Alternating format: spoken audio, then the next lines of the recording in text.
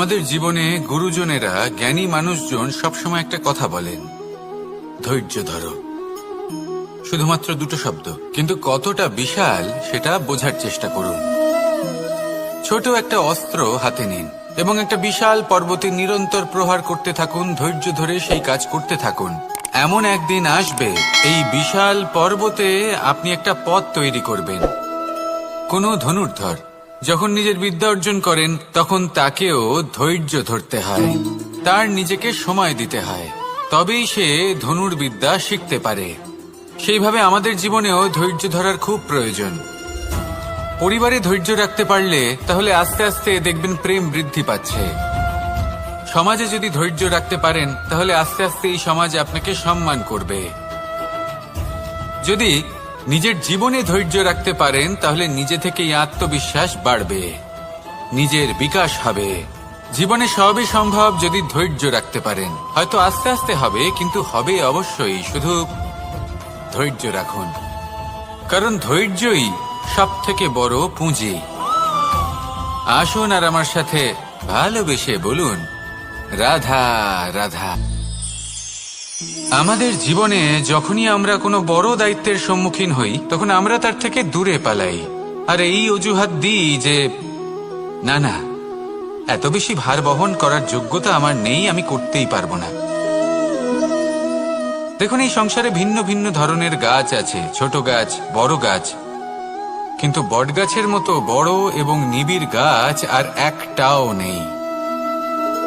সে নিঃস্বার্থভাবে এই সংসারকে সেবা করে যায়, ছায়া প্রদান করে, শীতলতা প্রদান করে। আর যখন এমন সময় আসে যখন তার ওপর বোঝা অত্যন্ত বেড়ে যায়, সে কিন্তু কোনোভাবেই ভেঙে পড়ে না। তখন সে নিজের নিঃস্বার্থ কর্মের ফল লাভ করে, সেই নিঃস্বার্থ কর্ম যা সে করেছে। তার দেহ থেকে ছোট ছোট ঝুড়ি বার হয় এবং তা কাণ্ডের আকার ধারণ করে। সেই কাণ্ড মাটির কাছে পৌঁছয় এবং তারপর তা বটগাছের সহায়ক হয়ে ওঠে। সে ভেঙে পড়ে যায় না। এইভাবে আপনিও জীবনে নিঃস্বার্থভাবে সবার সেবা করুন, ভালোবাসুন, সবাইকে সাহায্য করুন। যেদিন আপনার ওপর বোঝা অত্যন্ত বেড়ে যাবে সেদিন এই সব মানুষ আপনাকে সাহায্য করার জন্য আসবেন, আপনার শক্তি হয়ে উঠবেন, আর আপনি বটগাছের মতোই মহান এবং বিশাল হয়ে উঠবেন। আসুন আর আমার সাথে ভালোবেসে বলুন, রাধা রাধা। একটা শব্দ আছে, পরিস্থিতি। অনেক মানুষের মুখে আমরা এই শব্দ শুনি। জীবনে যখন অসফল হই, দুঃখ আসে, সংকট আসে, কোনো বিপদ ঘনিয়ে আসে, তখন সমস্ত দোষ আমরা পরিস্থিতির ওপর চাপিয়ে দিই। আর দেখতে গেলে কোথাও না কোথাও ঠিকই করি। এই পরিস্থিতি প্রত্যেক দিনের মতো পাল্টাতে থাকে, কিন্তু এই দিন, এই রাত, এমন কেউ আছেন যিনি এর ওপরেও নিয়ন্ত্রণ সাধন করেন, আর তিনি হলেন সূর্য।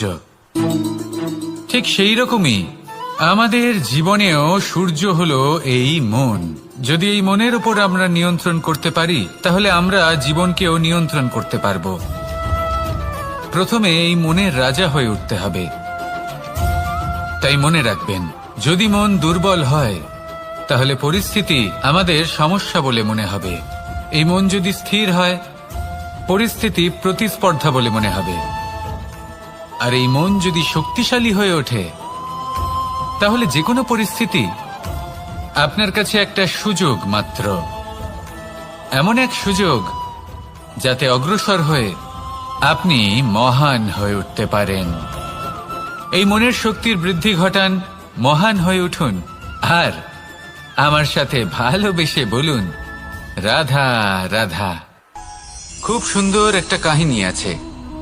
একবার এক ব্যক্তি নিজের অসফলতার জন্য ত্রস্ত হয়ে সময় দেবতার তপস্যা করতে বসলেন। উনি তপস্যা করলেন এবং সময় দেবতা প্রসন্ন হলেন, মানুষের রূপ ধারণ করে ওনার সামনে প্রকট হলেন। এবার সেই ব্যক্তি ওনাকে জিজ্ঞেস করলেন যে কি এমন আছে যার জন্য আপনি বারবার জয়ী হন আর আমি চিরকাল পরাজিত হয়ে থাকি? কেন এত পরিশ্রম করা সত্ত্বেও আমি সাফল্য লাভ করতে পারি না?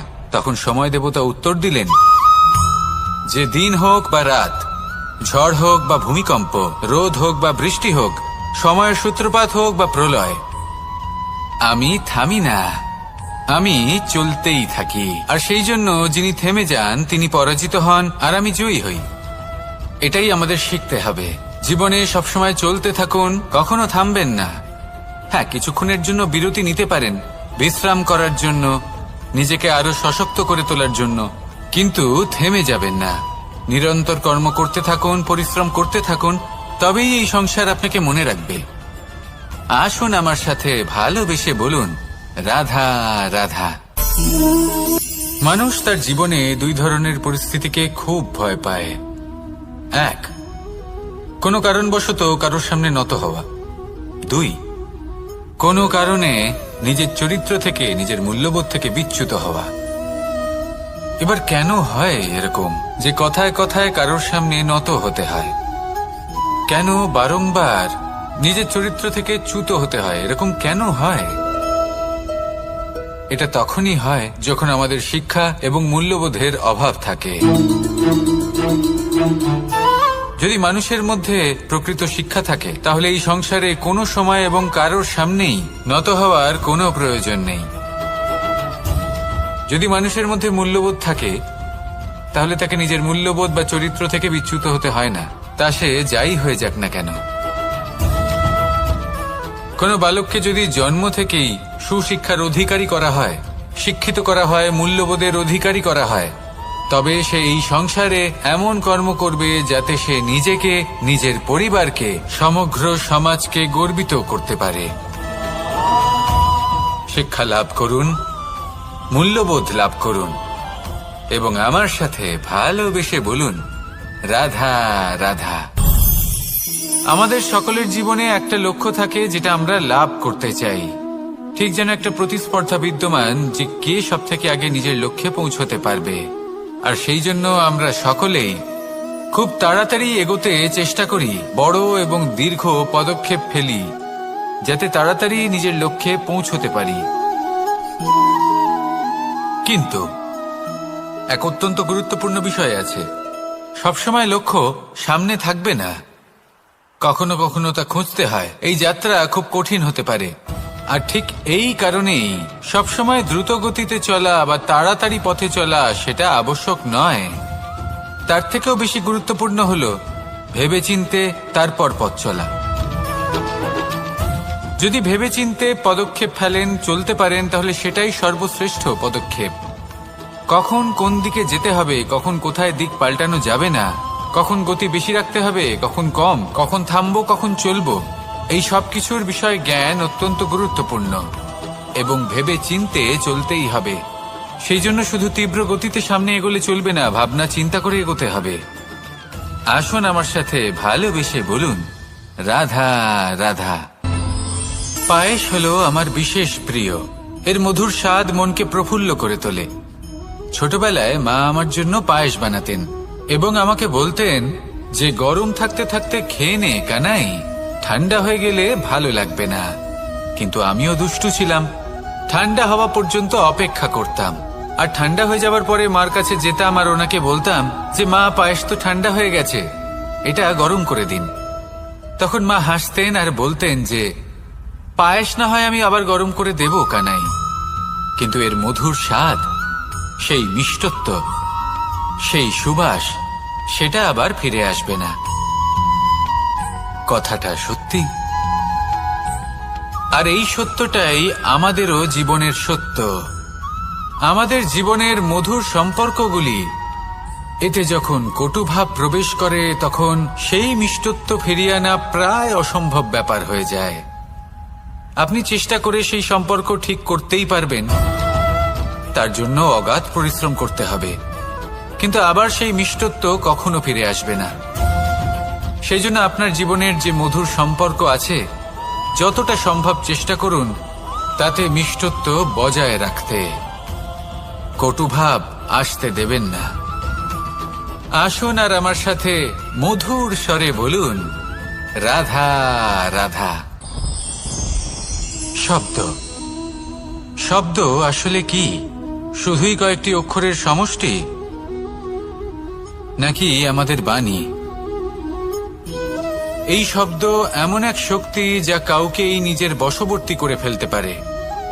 শব্দ এমন এক অস্ত্র যা কাউকে ক্ষত বিক্ষত করে দিতে পারে। এই শব্দ হলো একটি নাদ স্বরূপ যা কোনো ঘুমন্ত ব্যক্তিকেও জাগিয়ে তুলতে পারে এবং নিজের লক্ষ্যের দিকে অগ্রসর করতে পারে। শব্দে এত শক্তি আছে যে কারোর মনে এতটা আঘাত দিতে পারে যে সে হয়তো জীবনে আর কখনো এগোতেই পারল না। তাহলে এই শব্দের প্রয়োগ খুব ভেবেচিন্তে করবেন। এবং এই শব্দের মতোই হলো নীরবতা। অনেক সময় এই নীরবতা আমাদের সহায়ক হয়ে ওঠে। অনেক সময় এটা আমাদের অনুশোচনাকে অনেক বেশি বাড়িয়ে তুলতে পারে। ভীষ্ম পিতামহ, অঙ্গরাজ কর্ণ, যখন দ্রৌপদীর বস্ত্রহরণ হচ্ছিল তখন এনারা নীরব ছিলেন। দুর্যোধনের বিরোধিতা করেননি, ওকে বাধা দেননি। আর তারপর কি হলো সেটা আপনারা সকলে জানেন। দেখতে গেলে নীরবতা চুপ করে থাকা, কিন্তু যদি কোনো দুষ্টের সামনে চুপ করে থাকেন, যদি তার বিরোধিতা না করতে পারেন, তাহলে এই নীরবতাই অনেক বড় পাপের আকার ধারণ করে। মনে রাখবেন আর আমার সাথে ভালোবেসে বলবেন, রাধা রাধা। আভূষণ। কার না ভালো লাগে এই আভূষণ? আমরা পরিশ্রম করি, ধন অর্জন করি আর আভূষণ কিনে থাকি, কখনো নিজের জন্য, কখনো বা তাদের জন্য যাকে আমরা ভালোবাসি, বা তাদের জন্য যাকে আমরা সম্মান করি। হয়তো সেই জন্যই সীতা চূড়ামণি ধারণ করেছিলেন এবং আমি সামন্তকমণি। কিন্তু এটাই কি সেই প্রকৃত আভূষণ যা আপনার মূল্য বৃদ্ধি করে? না। শ্রীরামের আভূষণ হল ওনার নম্র ভদ্র ব্যবহার। মাতা সীতার আভূষণ হল ওনার সততা, ওনার নিষ্ঠা, ওনার ত্যাগ। অর্জুনের আভূষণ ছিল ওনার একাগ্রতা। রাধার আভূষণ ওনার প্রেম। এই আভূষণ কোথাও নেই, আপনার মনে আছে। যদি আপনার মনে মিষ্টতা থাকে, তা শান্ত হয়, তাতে সততা থাকে, নিষ্ঠা থাকে এবং প্রেম থাকে, তাহলে আপনার অন্য আর কোনো আভূষণের কোনো প্রয়োজন নেই। আপনি যতই ভিড়ের মাঝে থাকুন, আপনার ঔজ্জ্বল্য চোখে পড়বে। আসুন আর আমার সাথে ভালোবেসে বলুন, রাধা রাধা। এই সংসারের সবথেকে বড় সত্যি হলো জন্ম এবং মৃত্যু, কিন্তু আরো বড় একটা সত্য আছে, মিত্র এবং শত্রু, যা আমাদের সকলের জীবনে থাকে। মিত্র সে যে আমাদের সঙ্গ দেয় এবং সংসারের সবথেকে উঁচু শিখরে আমাদের নিয়ে যায়, এবং শত্রু সে যে যে কোনো মুহূর্তে যে কোনো শিখর থেকে আমাদের নিচে ফেলে দিতে পারে। এবার বিচিত্র ব্যাপার হলো এটাই যে আমরা নিজেরাই এদের সাথে নিয়ে চলি, নিজেরাই এদের পালন করি। তা কি করে? প্রথমে বুঝুন এই মিত্র এবং শত্রু কারা। আপনার নিজের মন, আর কেউ নয়। এই মনই হলো মিত্র যখন তাতে ভারসাম্য বজায় থাকে, তা নিয়ন্ত্রিত থাকে, তা পবিত্র হয়। কিন্তু যদি এই মন অনিয়ন্ত্রিত হয়ে পড়ে, যদি আপনাকে সে নিয়ন্ত্রণ করতে শুরু করে, তখন সেই আপনার সবথেকে বড় শত্রু হয়। সেই জন্য এই মনের ওপর নিয়ন্ত্রণ রাখতে শিখুন, এতে ভারসাম্য বজায় রাখতে শিখুন। তাহলে আপনি এমন এক বন্ধুকে পাবেন যে আপনাকে এই সংসারের শিখরে পৌঁছে দেবে। আসুন আমার সাথে ভালোবেসে বলুন, রাধা রাধা। ঈশ্বর আসলে কে? সংসারের বেশিরভাগ মানুষের কাছে ঈশ্বর হলেন এই সংসারের রচয়িতা, পালনকর্তা। কারোর কাছে উনি জ্ঞাতা, কারোর কাছে উনি হলেন আস্থার প্রতীক, আবার কারোর জন্য শুধুমাত্র অন্ধ বিশ্বাস। কিন্তু এই ঈশ্বর কি কোনো শরীর, নাকি একটা বোধ, নাকি শুধুই শ্রদ্ধা? ঈশ্বর হলেন তিনি যিনি হলেন আপনার ইষ্ট। সেই জন্যই তো গুরু, মাতা, পিতা এনাদেরও ঈশ্বরই বলা হয়েছে। যাদেরকে আমরা ঈশ্বর বলে মনে করি, যারা আমাদের ইষ্ট, তাঁরা আমাদের একটি পথ দেখান, একটি দিকে চালিত করেন। সেই পথে চলে আপনি শুভ কর্ম করতে পারেন, আর যখন কোনো ব্যক্তি তার ঈশ্বরের আদেশ পালন করেন তখন সে নিজে থেকেই শুভ পথে অগ্রসর হয়ে যান। বেশ কয়েকজন মানুষ ঈশ্বরের ওপর আস্থা রাখেন এবং ভাবেন যে অনুচিত কোনো কাজ করা উচিত নয়, ঈশ্বর দেখছেন। ওনারা ভয় পান যে কোনো অনুচিত কর্ম করলে কে জানে তার পরিণাম কি হবে। এমন অনেক ব্যক্তি রয়েছেন যারা ঈশ্বরকে বিশ্বাস করেন এবং জানেন যে ঈশ্বর তাদেরকে দেখছেন, তাই যে যে শুভ কর্ম ওনারা করেছেন তার ফল তারা অবশ্যই পাবেন। এবার আপনি ভয় পেয়ে ঈশ্বরকে বিশ্বাস করবেন নাকি বিশ্বাসের দ্বারা ঈশ্বরকে বিশ্বাস করবেন, সেই সিদ্ধান্ত আপনারই। কিন্তু হ্যাঁ, যদি আপনার মনে ঈশ্বরের জন্য কোনো স্থান থাকে, যদি আপনার কোনো ইষ্ট থাকেন, যদি আপনি কাউকে ঈশ্বর মনে করেন যার প্রত্যেক আদেশ আপনি পালন করে থাকেন, তাহলে বলি ঈশ্বর কখনো আপনাকে অনুচিত পথে চালিত করবেন না। আসুন আমার সাথে ভালোবেসে বলুন, রাধা রাধা। এই সংসারে ভিন্ন ভিন্ন ধরনের গাছ আছে, অসংখ্য ধরনের প্রজাতি আছে। কিছু গাছ পাতা দিয়ে থাকে, কিছু ফুল, কিছু ফল। কেউ ছায়া প্রদান করে, কেউ শীতলতা প্রদান করে, কেউ নিজেকে খুব কষ্ট দিয়ে এই সংসারের বিকাশে সহায়ক হয়ে ওঠে। কিন্তু এই সবার মধ্যে একটা বিষয় কিন্তু সমান, এরা প্রত্যেকেই পাতা ছাড়া, ফুল ছাড়া, ফল ছাড়া জীবিত থাকতেই পারে, কিন্তু কোনো বৃক্ষই শিকড় ছাড়া বেঁচে থাকতেই পারে না।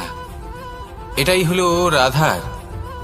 ঠিক সেইভাবেই আমাদের জীবনে শক্তি হোক, ধন হোক বা সাফল্য হোক, আমাদের বা আমাদের পরিবারের প্রসন্নতাই হোক, এই সব কিছুর আধার হলো, সবকিছুর মূল হলো পরিশ্রম। তাই জীবনে চিরকাল পরিশ্রম করতে থাকুন। যদি আপনি জীবনে মহান হবার পথে অগ্রসর হতে চান, তাহলে পরিশ্রম করুন। এই পরিশ্রম দ্বারাই নিজের পরিবারকে প্রসন্ন করুন, নিজের বন্ধুদের প্রসন্ন করুন, এই সমাজকে গর্বিত করুন। আসুন আমার সাথে ভালোবেসে বলুন, রাধা রাধা। কখনো কোনো বাগানের কোনো বৃক্ষকে দেখেছেন যেখানে সুগন্ধি ফুল থাকে, রসালো ফল থাকে? তখন মন প্রফুল্ল হয়ে ওঠে, মন থেকে সেই বৃক্ষের প্রতি ভালোবাসা জন্মায়। কিন্তু যিনি বাগানের মালিক, শুধুমাত্র তিনিই জানেন যে কিভাবে এই বৃক্ষকে আগলে রাখতে হয়, কিভাবে তার পরিচর্যা করলে এতে সুন্দর সুগন্ধি ফুল হবে, রসালো ফল হবে। কখনো কখনো প্রয়োজনের থেকে বেশি রোদ পেলে এই বৃক্ষগুলি শুকিয়ে যায়, প্রয়োজনের থেকে কম রোদ পেলেও এই বৃক্ষ কিন্তু শুকিয়ে যায়। প্রয়োজনের থেকে কম জল যদি পায়, এই বৃক্ষ শুকিয়ে যেতে পারে। প্রয়োজনের থেকে অতিরিক্ত জল যদি পায়, তখনও এই বৃক্ষের শিকড়গুলি নষ্ট হয়ে যেতে পারে। এবার এটাই কিন্তু আমাদের সংসারের সাথেও হয়। আমাদের সংসারের সকল প্রতিভাশালী ব্যক্তি, যেমন লেখক, বিচারক, প্রবক্তা, যোদ্ধা, এদের সবার ক্ষেত্রে এই কথাটাই প্রযোজ্য। যদি বেশি প্রশংসা করা হয়, তাহলেও এরা হারিয়ে যাবেন। প্রয়োজনের থেকে বেশি যদি নিন্দা করা হয়, তখনও তারা নত হয়ে পড়বেন। তাহলে আপনি এদের রক্ষা করুন এবং নিজেদেরও। মনে রাখবেন একটা কথা, জেনে রাখুন কখন কোন নিন্দায় আপনি লজ্জিত হবেন না, আর কখন কোন প্রশংসার দ্বারা নিজের মধ্যে অহংবোধ জাগ্রত করবেন না।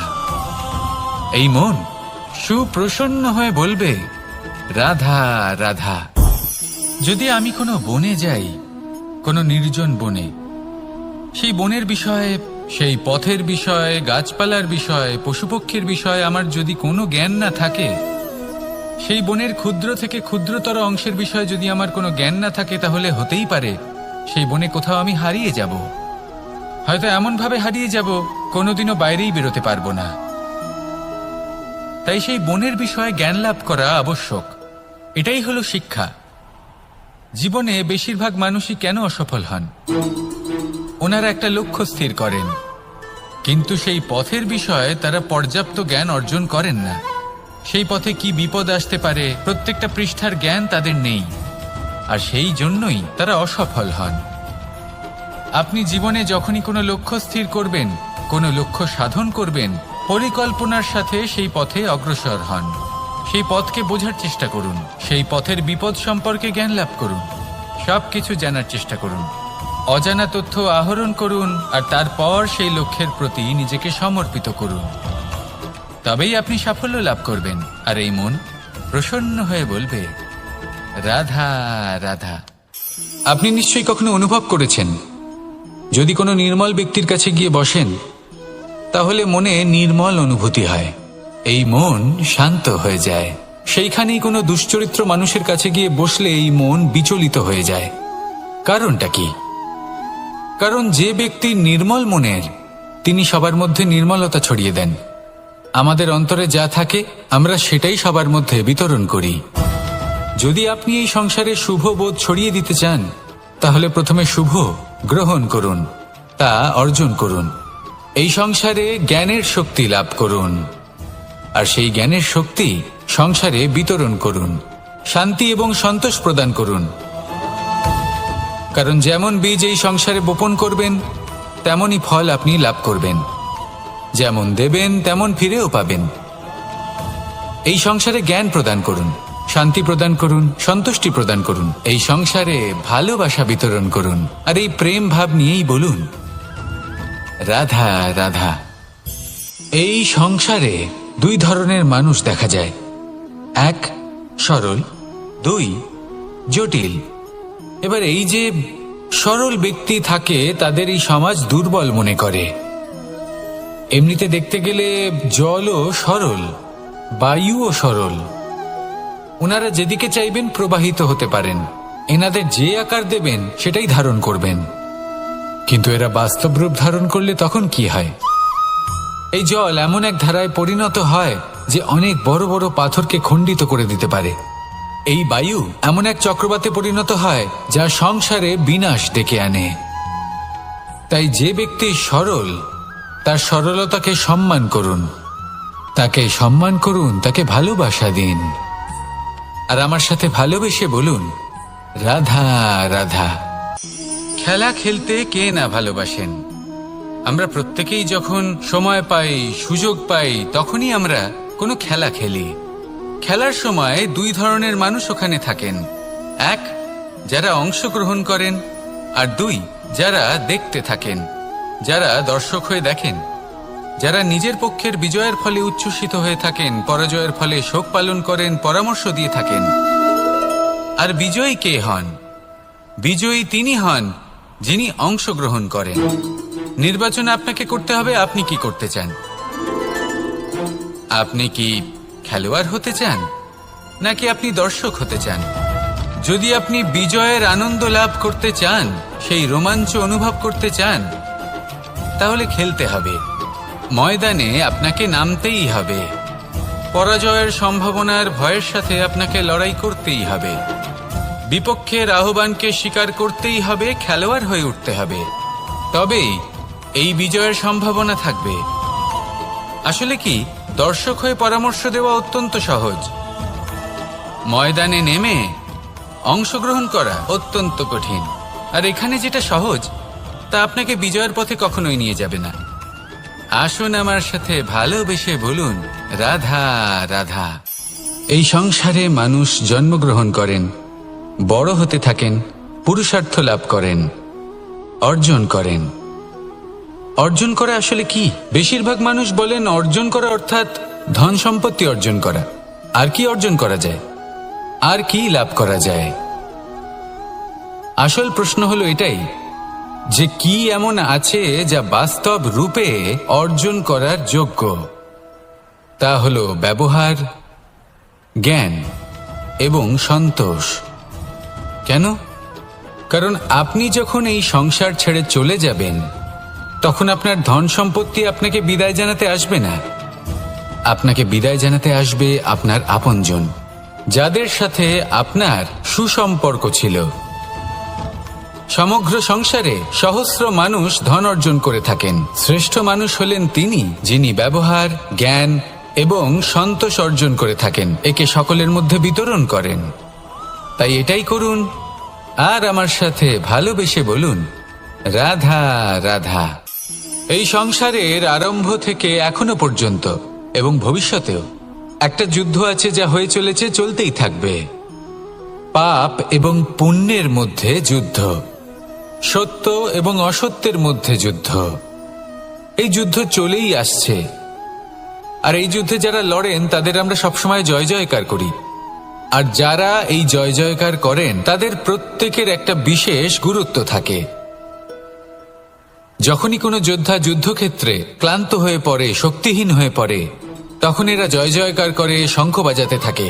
সেই যোদ্ধাকে অনুপ্রেরিত করে, শক্তি এবং সাহসে ভরিয়ে তোলে, আর তখন সেই যোদ্ধা সেই যুদ্ধকে এগিয়ে নিয়ে যেতে পারে। যখন শ্রীরাম লঙ্কা যাত্রা করার জন্য সেতু তৈরি করছিলেন, তখন একটা ছোট্ট মিষ্টি কাঠবিড়ালি নিজের মুখে মাটির টুকরো বয়ে নিয়ে গিয়ে তার সাধ্যমতো তাকে সাহায্য করছিল। শ্রীরাম দেখলেন এবং বললেন যে ও তো সবার মনোবল বৃদ্ধি করছে, সবাইকে প্রেরিত করছে। ও বলল যে আমি এত ছোট হয়েও যদি এই কাজ করতে পারি, তাহলে আপনারা সবাই কেন পারবেন না? এটাই হলো সেই সকলের মাহাত্ম্য, যারা জয় জয়কার করেন, অনুপ্রেরিত করেন, সাহস যোগান। ওনারা সেই ব্যক্তি যারা একজন যোদ্ধার মধ্যে যুদ্ধকে জয় করার শক্তি প্রদান করেন। আসুন আমার সাথে ভালোবেসে বলুন, রাধা রাধা। সংসারে আমাদের জীবনে যখন কোনো সুখ বা দুঃখ আসে, তার জন্য আমরা কাউকে না কাউকে অবশ্যই দায়ী করে থাকি, তাই না? এই ব্যক্তি আমাদের সাথে এরকম কাজ করেছেন, তাই আমার সাথে এমন হলো। ওই ব্যক্তি যদি এমনটা না করতেন, তাহলে আজ আমি ওই স্থানে পৌঁছতে পারতাম। সবই আপনার দৃষ্টিভঙ্গির ওপর নির্ভরশীল, আর যদি আপনার দৃষ্টিভঙ্গি এমন হয়, তাহলে তা অনুচিত। সত্যি কথা বলতে, এই সংসারে ভিন্ন ভিন্ন ধরনের মানুষ আছে। এটা আপনার ওপর নির্ভর করছে কিভাবে তাদের স্বাগত জানাবেন। একবার ভাবুন, আমি আমার দুটো হাত সামনে নিয়ে এলাম, দুটো মুঠো খুলে দিলাম। দুই প্রকারের মানুষ আসবেন, কিছু না কিছু দিয়ে যাবেন। এই মুঠো যদি আমি বন্ধ করে দিই, তাহলে না কেউ আমাকে কিছু দিতে পারবে, না আমার কিছু যাবে আসবে। নিশ্চয়ই বুঝতে পারছেন এই দুই ধরনের ব্যক্তি কারা এবং তারা কি দিয়ে যান। আমি যদি নিজের মুঠো খুলে দিই, তাহলে কিছু ভালো মানুষ আসবেন, আমাকে আনন্দ, সন্তুষ্টি, জ্ঞান প্রদান করে যাবেন, ভালো অভিজ্ঞতা দিয়ে যাবেন। কোনো খারাপ ব্যক্তি যদি আসেন, তাহলে তিনিও খারাপ অভিজ্ঞতা দেবেন, যার থেকে আমি শিক্ষা লাভ করব। এই সব কিছু আমি লাভ করতে পারি। মুঠো যদি বন্ধ করে রাখি, তাহলে আমি কিছুই পাবো না। দেখুন, এই সংসারে প্রত্যেকের জীবনে এইরকম। প্রত্যেকের জীবনে সবকিছুই আছে, ভালো খারাপ দুই মানুষই আছে। ভালো অভিজ্ঞতা আছে, খারাপ অভিজ্ঞতা আছে। নির্ভর করছে আপনার উপর যে আপনি কি করবেন, এনাদের স্বাগত কিভাবে জানাবেন, কার থেকে কি বুঝবেন, কি শিখতে পারবেন, আর কোন দৃষ্টিভঙ্গি নিয়ে অগ্রসর হবেন। এটাই নির্ধারণ করবে যে আপনার জীবন কেমন হবে। আসুন আমার সাথে ভালোবেসে বলুন, রাধা রাধা। এটা হলো একটা সাদা পাতা। এবার এতে আমি যাই লিখব, সেটাই এর অস্তিত্ব হবে। এতে আমি প্রেমের কিছু কথা লিখে একে প্রেম পত্র বানিয়ে তুলতে পারি। মাতা পিতার জন্য একটা শুভ সংবাদ লিখতে পারি। শত্রুর বিষয়ে সতর্ক করব বলে সেনাকে একটা সংবাদ লিখতে পারি। দ্বারকাবাসীর জন্য কোনো সংবাদ পাঠাতে পারি। যাই লিখব, এই পত্র সেটাই হয়ে উঠবে। সেই রকমই হলো আমাদের জীবন। আমরা যেমন কর্ম আমরা করব, আমাদের অস্তিত্ব এবং ব্যক্তিত্ব ঠিক তেমনই হয়ে উঠবে। যদি আপনি একটা অসাধারণ, উজ্জ্বল এবং সম্মানজনক জীবনযাপন করতে চান, তাহলে তার একটা রহস্য আপনাকে বলি। যেমন কথন হবে, কর্ম তেমন হবে। অর্থাৎ যতটুকু বলেছেন ততটুকুই করুন, আর যতটুকু করেছেন ততটুকুই বলুন। এই একটা নিয়ম যদি আপনারা পালন করেন, তাহলে এই সংসারের সমস্ত পণ্ডিত আপনাকে অবশ্যই সম্মান করবেন। তাহলে এটাই করুন, আর আমার সাথে ভালোবেসে বলুন, রাধা রাধা। কখনো কোনো পাখিকে দেখেছেন? যখন সে প্রথমবার উড়তে চেষ্টা করে, সে বাসা থেকে মাটিতে পড়ে যায়, কিন্তু সে হার মানে না। চেষ্টা করতে থাকে, করতেই থাকে, ডানা ঝাপটাতে থাকে, আর তারপর সে উড়তে শেখে। গোল শালগ্রাম শিলাকে দেখুন, পর্বত থেকে খসে পড়ে, ধাক্কা খায়, জলের প্রবাহ দ্বারা ঘর্ষিত হয়, তারপরে তা শালগ্রামে পরিণত হয়। ভেবে দেখুন, যদি কোনো পাখি প্রথমবার উড়তে গিয়ে এটা ভাবে যে না না, যদি আমি পড়ে যাই তবে, আমার যদি আঘাত লাগে তবে, আর যদি ভয়ের কারণে সে শুরুই না করতে পারে, চেষ্টাই না করে, তাহলে কি সে উড়তে শিখবে? কখনোই নয়। এটাই আমাদের শিখতে হবে, প্রারম্ভ করতে হবে। তা অত্যন্ত গুরুত্বপূর্ণ। যখন আমরা কিছু শুরু করি তখন ভয় করে, কিন্তু যদি এটা না করেন জীবনে কখনো সামনে এগোতেই পারবেন না। হতেই পারে প্রারম্ভ করার পরে আপনি পড়ে যাবেন, বারবার নিচে পড়ে যাবেন, কিন্তু যদি নিরন্তর চেষ্টা করতে থাকেন তাহলে একদিন না একদিন আপনি অবশ্যই সফল হবেন। এই শুরু করাটাই সব থেকে বেশি কঠিন। এর দ্বারা ভয়ভীত হবেন না। আসুন আর আমার সাথে ভালোবেসে বলুন, রাধা রাধা। যদি আমি আমার চোখ বেঁধে কোনো একটা নির্দিষ্ট দিকে নিজের সমস্ত শক্তি প্রয়োগ করে ছুটে যাই, তাহলে কি হবে? আমি কোথাও ধাক্কা খেতে পারি, নিজের ক্ষতি করতে পারি, কোথাও পড়ে যেতে পারি, তাই না? অর্থাৎ এটা নিশ্চিত এই কাজ আমার করা উচিত নয়। কিন্তু আজকের দিনে প্রত্যেকটা মানুষ এই কাজই করছেন, তাই না? কোনো কাজ করার পূর্বে সেই কাজের বিষয়ে সম্পূর্ণ তথ্য কোথায় সংগ্রহ করছেন? শুধু এটুকু জানেন যে এই কাজটা করলে কত ধন অর্জন করবেন আর কত নাম হবে, আর ব্যাস সামনে এগিয়ে যান। এটা উচিত নয়। পূর্ণরূপে যে কোনো কাজ করার আগেই সেই কাজের বিশ্লেষণ করে নেওয়া উচিত, তা বুঝে নেওয়া উচিত, এবং সেই বিষয়ে অবশ্যই খেয়াল রাখা উচিত যে আপনার শরীর এবং আপনার মন এই কাজ করার জন্য কি প্রস্তুত রয়েছে।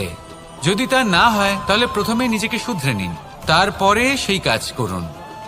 যদি এইভাবে জীবনে সামনে এগোন তাহলে সাফল্যের সম্ভাবনা জীবনে অনেক বেশি বেড়ে যাবে।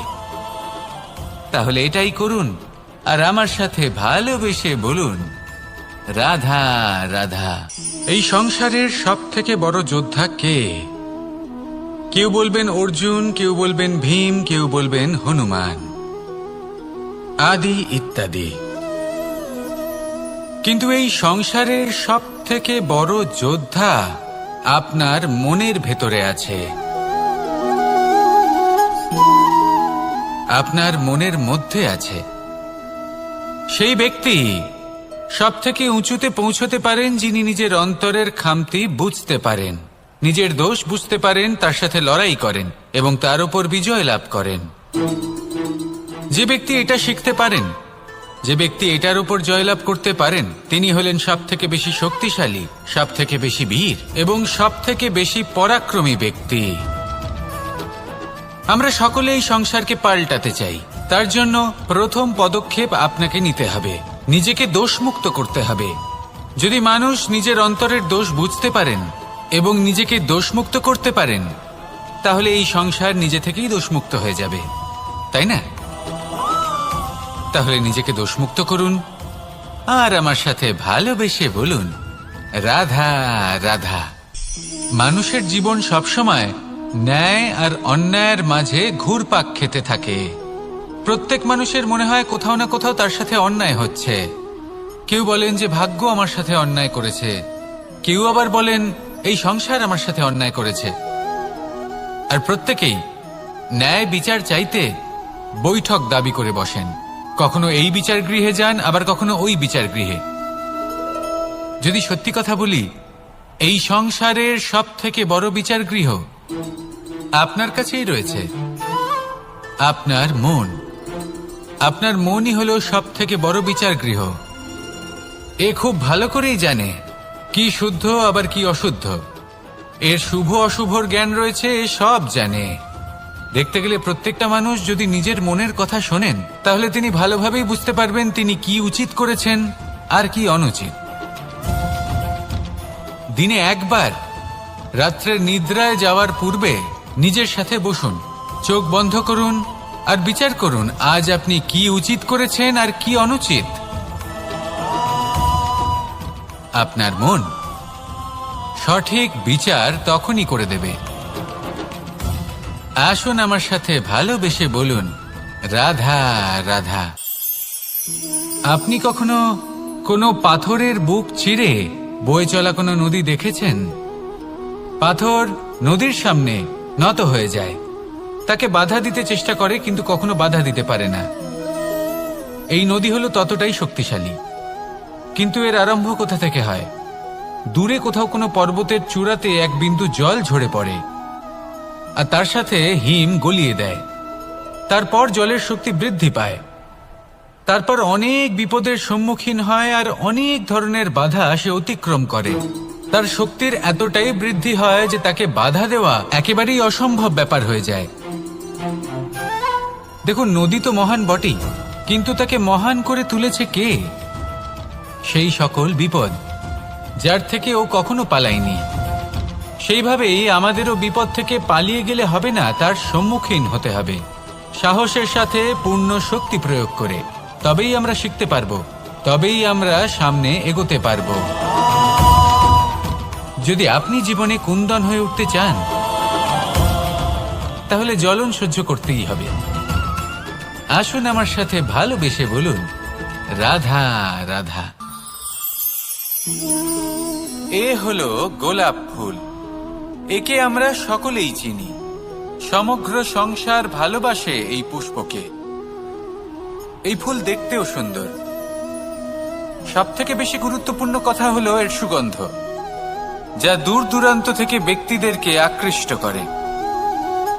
এই সুন্দর পুষ্প একটু মন দিয়ে দেখলেই দেখা যায় এর নিচে কাঁটা রয়েছে। এই সংসার বলে, এ প্রকৃতির কেমন রচনা, এত কোমল পুষ্প, এটা কি তীক্ষ্ণ কাঁটা সহ প্রস্ফুটিত হয়? এটাই হলো জীবনের সত্য। আমাদের অন্তরের সদ্গুণ, সেগুলিও এই ফুলের মতোই সুন্দর। সংসার এর সৌন্দর্য দেখতে পায়, এর সুগন্ধ চতুর্দিকে ছড়িয়ে পড়ে। কিন্তু এই সদ্গুণ জাগ্রত করে তোলার জন্য কঠোর পরিশ্রম করতে হয়, প্রতিনিয়ত চেষ্টা করে যেতে হয়। তাই জন্য যদি আপনি জানেন আপনার পথ উচিত কিন্তু তা কাঁটায় পরিপূর্ণ, তাহলে থামবেন না, চলতে থাকুন। একবার যদি অন্তরের সদ্গুণ জাগ্রত হয়, তাহলে এই সংসার এই সৌন্দর্য দেখবে আর সুগন্ধে আকর্ষিত হয়ে আপনার কাছে আসবে। এই মন, এই জীবন প্রসন্ন হয়ে বলবে, রাধা রাধা।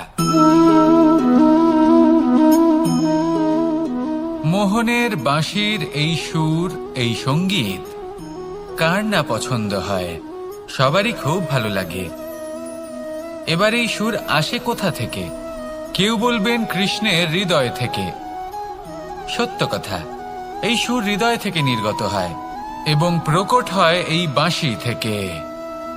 এই বাঁশিটাকে দেখুন, এই ছিদ্রগুলি দেখুন, প্রত্যেকটা সুর থেকে নিজস্ব একটা স্বর নির্গত হয়। এবার যে ব্যক্তি এই সমস্ত সুর এবং স্বর বুঝতে পারেন, এতে নিপুণ, তিনি এই বাঁশির দ্বারা যে সুর নির্গত করবেন তা তো মধুর অবশ্যই হবে। এবার জীবনের সাথেও কিছুটা এরকমই ঘটে। জীবনের কিছু নীতি থাকে, অর্থ, কুটুম্ব এবং আধ্যাত্মিক। যদি জীবনের প্রত্যেকটা মুহূর্ত সুখময় হয় এরকম আপনি চান, তাহলে এই তিনটি নীতিতে আপনাকে নিপুণ হতে হবে। কোনো একটি বিশেষ নীতির প্রতি যদি আপনি বেশি ঝুঁকে পড়েন, তাহলে বাকি দুই নীতি থেকে যা সুখ লাভ করা সম্ভব তা পারবেন না। ধন অর্জন করতে হবে পরিবারের জন্য, পরিবারের সুখ মনের শান্তির জন্য, মনে শান্তির প্রয়োজন মনের শুদ্ধতার জন্য। যখন এই মন শুদ্ধ হবে, জীবন শুদ্ধ হবে, পবিত্র হবে, সুন্দর হবে এবং ভালোবেসে বলবে, রাধা রাধা। জল, এ হলো জীবনের আধার, পঞ্চতত্ত্বের মধ্যে একটি, আর অত্যন্ত বিশেষ। এর থেকে অনেক বড় শিক্ষা পাওয়া যায়। এই জল, গন্তব্যের বিষয়ে এর স্পষ্ট ধারণা আছে। ও জানে ওর লক্ষ্য কি, আর প্রয়াস করে ততদূর সে পৌঁছেও যায়। এটি পর্বত থেকে বয়ে নিচে নেমে আসে। নদীর সাথে সমাহিত হয়ে তার সাথে বয়ে চলে, চিরসবুজ বনানী গড়ে তোলে, প্রাণীদের তৃষ্ণা নিবারণ করে, সামনে এগিয়ে চলে, মানুষের সাথে মিলিত হয়। যারা একে বাঁধের মধ্যে বেঁধে রাখতে চেষ্টা করে সে বন্দি দশাতেও থেকে যায়, মানুষের কল্যাণ করে। তারপর বাঁধ থেকে মুক্তি পেয়ে এগিয়ে চলে, কোথাও ধাক্কা খায়, কোথাও বাধা পড়ে, কোথাও যদি পথ খুঁজে না পায় তাহলে পথ খুঁজেই নেয়, আর যেখানে পথ থাকে না সেখানে পথ বানিয়ে নেয়, আর শেষ পর্যন্ত নিজের লক্ষ্যে পৌঁছেই যায়, অর্থাৎ সমুদ্রে গিয়ে সমাহিত হয়ে যায়। আমাদেরও কিছুটা এরকমই হয়ে উঠতে হবে। যেখানেই যাবেন সকলের কল্যাণ করুন, সামনে এগোন। আপনি কোথাও পড়ে গেলে, ধাক্কা খেলে আঘাত লাগবেই, উত্থান পতন লেগেই থাকে। সামনে এগোতে থাকুন। কোথাও পথ না পেলে তা খুঁজে নিন, কোথাও পথ না থাকলে তা বানিয়ে নিন। নিজের গন্তব্যের কথা সবসময় মনে রাখুন। শেষ পর্যন্ত নিজের মোক্ষ লাভ আপনি অবশ্যই করবেন। আর আমার সাথে ভালোবেসে বলুন, রাধা রাধা। জীবনের প্রত্যেক মুহূর্ত আমাদের কিছু না কিছু শিক্ষা দেয়, নির্ভর করছে আমাদের দৃষ্টিভঙ্গির উপর। যেমন নদী হলো আমার অত্যন্ত প্রিয়, নদীতে ভ্রমণ করতে আমার খুব ভালো লাগে। কি বলেন? নদীতে সবসময় নতুন কিছু থাকে, ও পুরনো কিছুই নিয়ে বসে থাকে না, সবসময় প্রবাহমান, কখনো থামে না। ততক্ষণ থামে না যতক্ষণ না সাগরে গিয়ে সমাহিত হচ্ছে। ঠিক এইভাবেই আমাদেরও উচিত নিজের জীবন অতিবাহিত করা, নদীর মতো। প্রত্যেক মুহূর্ত নতুন, তাই সেইভাবেই জীবন যাপন করুন। পুরনো কিছুই একত্রিত করে রাখবেন না, বিগত স্মৃতির মাঝে নিজেকে হারিয়ে ফেলবেন না। এই যে বর্তমান, এই যে মুহূর্ত, সেটাই হলো সর্বশ্রেষ্ঠ। এর মাঝেই জীবন যাপন করুন, নদীর মতো প্রবাহমান হতে শিখুন। আপনি শিখে গেলে তাহলে মনে রাখবেন, আমার আপনার মাঝে বিচরণ করতে বড়ই ভালো লাগবে।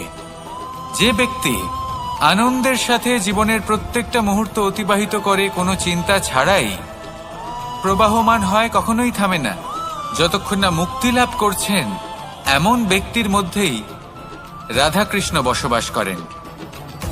তাহলে আসুন আমার সাথে ভালোবেসে বলুন, রাধা রাধা।